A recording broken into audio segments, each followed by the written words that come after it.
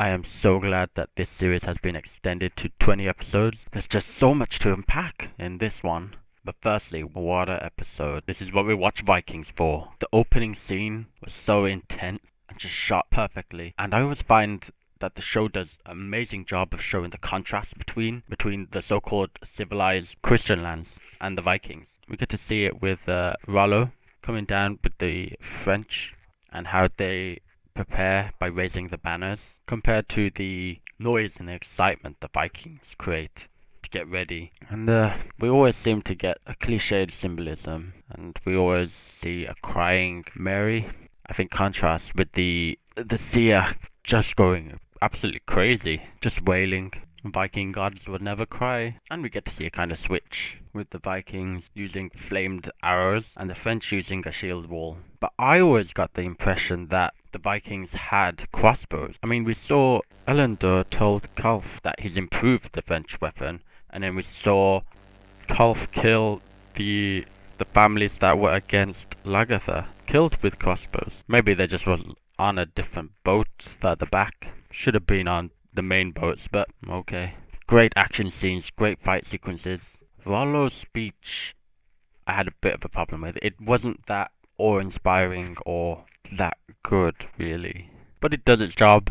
I like the mention of being Ironborn. My mind automatically just switched to the Greyjoys and Game of Thrones. A problem I had is I've rowed before, and it can be fucking tiring. So I could not expect to just row and then have to get up and fight and be like the best I could be. If you're on a river, you're going to meet anyway. Rowing harder and faster, I think, would wear out your men more. Just row lightly, save your energy, conserve your energy, fuck up the opposition. Bad military tactic, just in case you find yourself in that situation. There's a tip, and it's just all building up to, of course, Ragnar and Rollo fighting. Brother and betrayer again. This time he actually went through with it. The first time kind of looked a bit weird. It kind of looked like they just they ran and high-fived each other with the sword. I mean, there's a lot of face punching.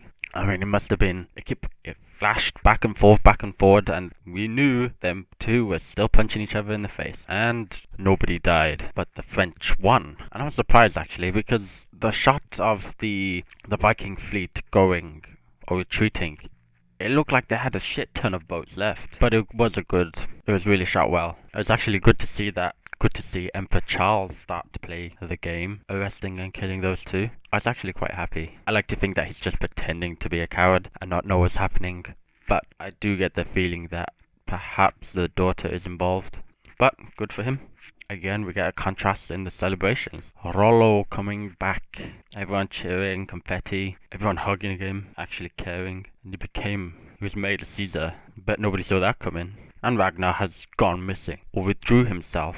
Maybe I'm overthinking it, but after the drugs, he'd have to go through withdrawal anyway. And his life imitated that. He withdrew himself from his kingdom. That was cool. And Bjorn, I can't remember the actor's name, but he's looking similar to Series 1 Ragnar. Hopefully the second half is going to be more about his sons and Queen Auslag. She was reminding me of Cersei, but a more drunk version and not actually caring anymore. And I like the conversations between all of the sons, and all of their personalities like reflect on their upbringing. It's going to be interesting to see their relationship, and I like how close they are. If you know, I wonder if they will continue to show the tales of Ragnar's sons.